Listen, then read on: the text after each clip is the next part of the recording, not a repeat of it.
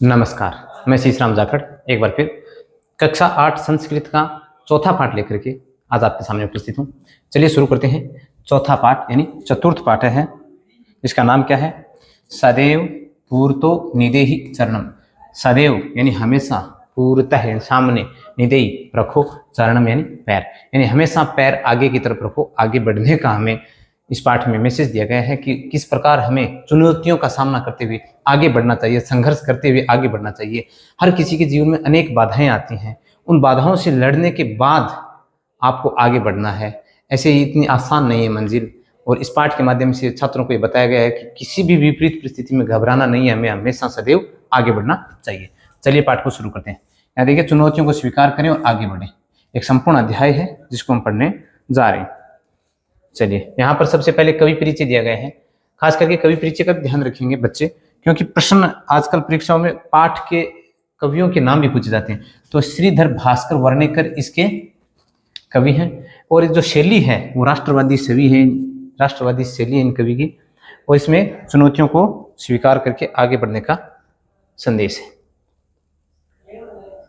यहाँ देखिए, श्लोक और अर्थ।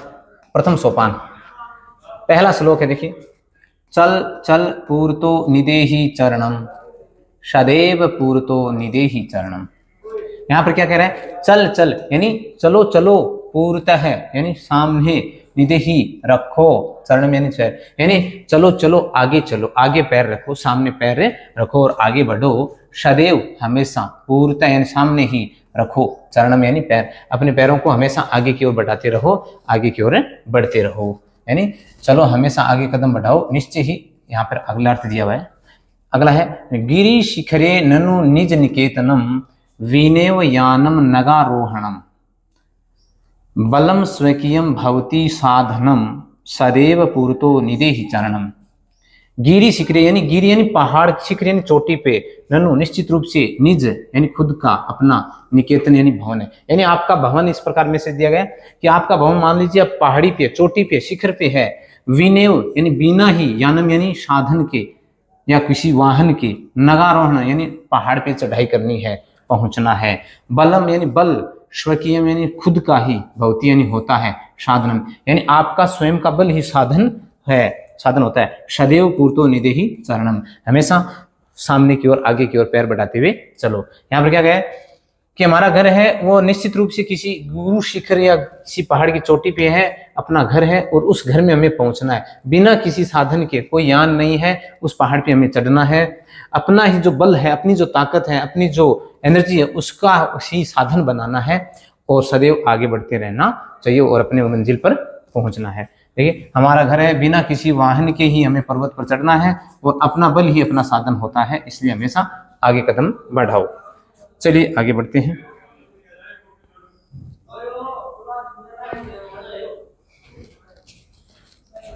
फथि पाषाणः विषमः प्रखरः, हिंसा पश्व परितो घोरा, सुदुष्करम खलु यद्यपि गमनम, सदैव पूर्तो निदेहि चरणम। जहि ही भीतिम भज भज शक्तिम, विदेहि राष्ट्रे तथा अनुरक्तिम, कुरु कुरु सततम ध्येय स्मरणम, सदैव पूर्तो निदेहि चरणम। ध्यान से देखेंगे एक बार। पथि, पाषाण यानी रास्ते में पत्थर हैं, विषम हैं, प्रखर हैं, नुकीले हैं, यानी जो रास्ता है उसमें पत्थर के नुकीले, विषम यानी बड़े बड़े असामान्य पत्थर हैं। हिंसा, हिंसक, पशु यानी पशु हैं। परितो घोरा यानी भयंकर, चारों ओर हिंसक पशु भी हैं। ठीक है। सुदुष्कर्म खलु यद्यपि गमनम यानी बहुत मुश्किल है निश्चित रूप से वहां पर जाना।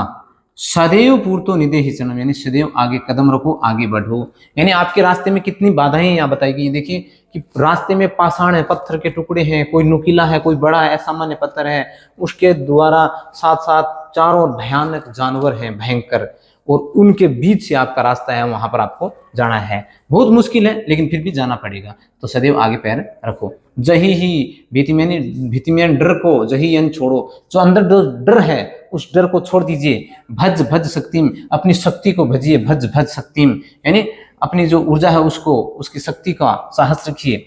विदेही राष्ट्रीय तथा अनुरक्ति यानी राष्ट्र में अनुरक्ति यानी प्रेम स्नेह राष्ट्र में रखिए। कुरु कुरु सततम ध्येय स्मरणम, और कुरु कुरु यानी करो करो, सततम यानी हमेशा ध्येय स्मरण यानी अपना लक्ष्य का जो ध्येय है उसका स्मरण करो। सदैव पूर्तो निधि शरणम, और हमेशा अपने लक्ष्य के प्रति आगे बढ़ो, आगे बढ़ने का मैसेज दिया है। यहाँ देखिए रास्ते में नुकीले और उबड़ खाबड़ पत्थर हैं, चारों ओर भयानक और हिंसक पशु हैं। यद्यपि वहां जाना बहुत कठिन है, बिल्कुल वास्तव में कठिन है, लेकिन फिर भी जाना तो पड़ेगा। यद्यपि वहां जाना कठिन है, फिर भी हमेशा आगे कदम बढ़ाओ, डर को छोड़ दो और अपनी शक्ति है उसको पहचानो। अपनी जो शक्ति उसको पहचानो, अपने राष्ट्र से प्रेम करो, राष्ट्र में अनुरक्ति होनी जरूरी है, और हमेशा अपने लक्ष्य का स्मरण करते रहो, अपने जो टारगेट है उनको फॉलो करते रहो और हमेशा आगे कदम बढ़ाते रहो। ये था आपका पाठ, भली भांति समझ गए होंगे। अब इसके कर लेते हैं अभ्यास प्रश्न। चलिए पहला प्रश्न, एक पदेन उत्तरत, एक शब्द में उत्तर देना है। स्वकीयम साधनम किम भवति, यानी अपना साधन क्या होता है? अपना साधन बल ही है, यानी खुद का साधन बल ही है। पथि के विषमा प्रखरा, रास्ते में किस प्रकार क्या है? विषम और प्रखर। पाषाणः यानी पत्थर, नुकीले पत्थर हैं। सततम किम करणीयम, सततम यानी लगातार क्या करना चाहिए? अपना जो ध्येय है, लक्ष्य है, उसका स्मरण करते हुए आगे बढ़ने का बताया गया। एतस्य गीतस्य रचयिता क्या है? इस गीत के रचयिता कौन है? श्रीधर भास्कर वर्णेकर। इस गीत के रचयिता कौन है? श्रीधर भास्कर वर्णेकर। सह कीदृश कवि मन्यते, यानी वह कैसा कवि माना गया है? राष्ट्रवादी कवि, जिसका हमने पहले ही देख लिया था कि यह कवि कौन से है? राष्ट्रवादी कवि। ये था अपना पहला प्रश्न। चलिए दूसरे प्रश्न की ओर आगे बढ़ते हैं।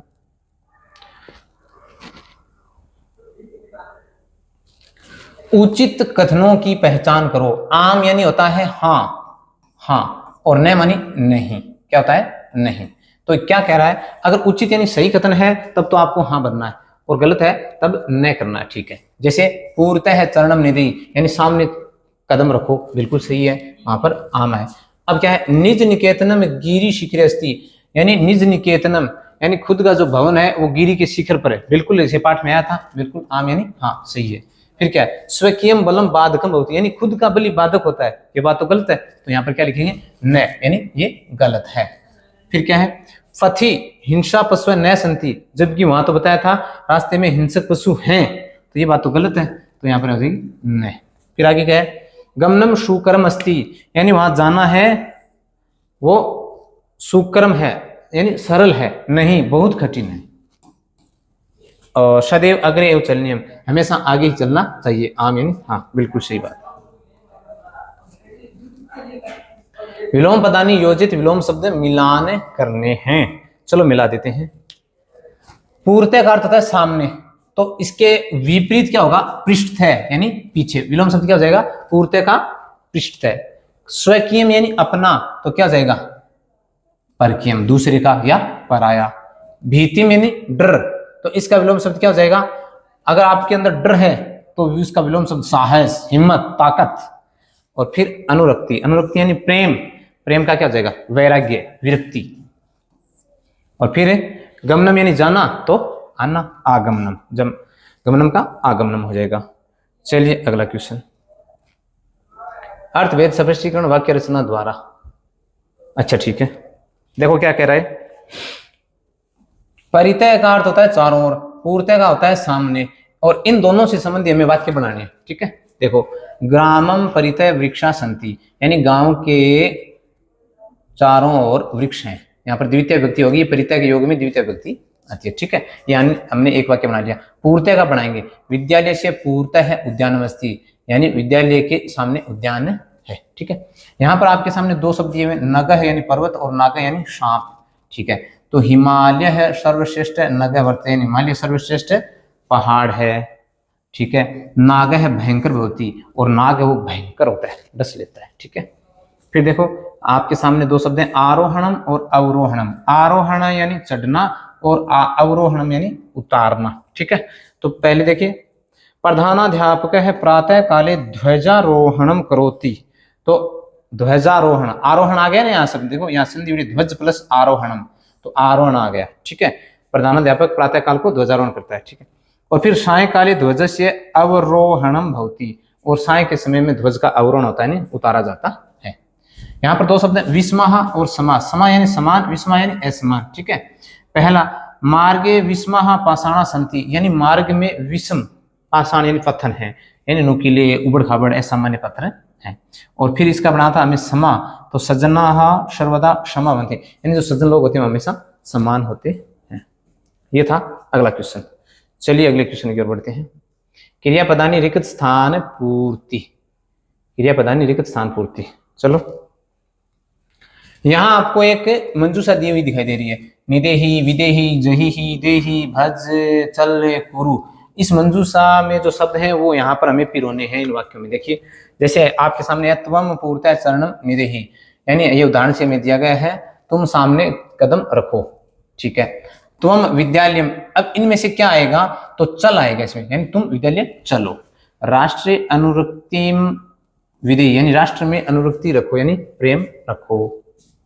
मय्यम जलम देही, यानी मुझे जल दीजिए। मूढ़ यानी मूर्ख, जही ही धनागम तृष्णाम, यानी जो मूर्ख होता है वो धन में तृष्णा जो होती है वो रखता है। तो जही यानी छोड़ो। भज भजो गोविंदम, यानी गोविंद को भजो। सततम ध्येय स्मरणम, यानी कुरु, इसमें यानी अपने लक्ष्य का स्मरण करो।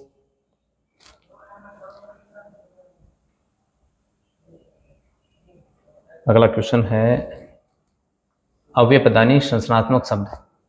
यहां देखिए वही मंजूषा है और उसको फिर एव खल्लू तथा परितः पूर्तः सदा और विना। यहाँ पर पहला विद्यालय से पहले में आ जाएगा पूर्तः है, एकम उद्यानम अस्ति, यानी विद्यालय के सामने एक उद्यान है। सत्यम जयते, इस हर स्थान में क्या जाएगा, एव, सत्य ही जीतता है। किम भवान स्नानम कृतवान खलु, क्या आप स्नान करने वाले हैं, प्रश्नवाचक चिन्ह करोगे। श यथा चिंतित, यानी यथा गया तो इसका जो तथा है वो अपने आप सिमिलर है तो आचरती। ग्राम है परितः वृक्षा संति, ये हमने पढ़ लिया। विद्याम विना जीवनम वृथा, यानी विद्या के बिना तो जीवन वास्तव में वृथ है, व्यर्थ है। सदा भगवंतम भज, यानी हमेशा भगवान का भजन करो। ये था आपका अव्ययपदानी वाला। अगला क्वेश्चन देखते हैं। लकार परिवर्तन क्रिया रूपों का निर्माण करना है, ठीक है।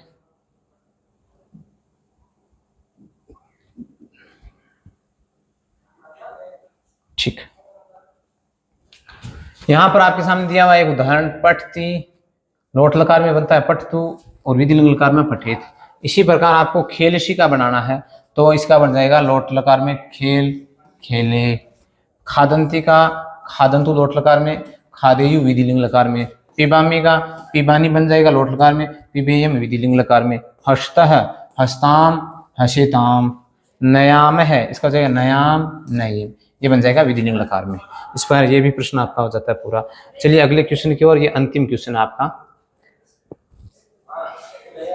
पद निर्माण निर्देशानुसार परिवर्तन करना है, ठीक है। यथा जैसे गिरी शिखर, गिरी शिखर जो शब्द है इसमें सप्तमी अच्छा एक वचन करनी है, ठीक है। तो क्या बन जाएगा, गिरी शिखरी बन जाएगा। फथिन, ये शब्द सप्तमी एक वचन बनाएंगे तो फथी बनता है इसमें, ठीक है। राष्ट्र शब्द में चतुर्थी एक वचन करेंगे तो राष्ट्राय बन जाएगा, ठीक है, अकारांत शब्द है ना, राम की तरह। पाषाण सप्तमी एक वचन करेंगे तो पाषाणी, ये भी राम की तरह चलेगा। यान, यान यानी द्वितीय बहुवचने तो यानानी, फलम फले फलानी, उसी प्रकार। शक्ति प्रथमा एक वचन में क्या बनता है, शक्ति ही। और पशु सप्तमी बहुवचन में बनेगा पशुषु। ये था आपका कक्षा 8 का चौथा पाठ, जिसका सदैव पूर्तो निदेश चरणम शीर्षक था। ये पाठ बहुत ही अच्छा है और परीक्षा की दृष्टि से बिल्कुल इंपॉर्टेंट है। बच्चे इस पाठ को ध्यान से देखेंगे, प्रश्नोत्तर कार्य भी आराम से। किसी भी प्रकार की कोई समस्या हो तो कमेंट बॉक्स में आप हमसे सवाल पूछ सकते हो। धन्यवाद।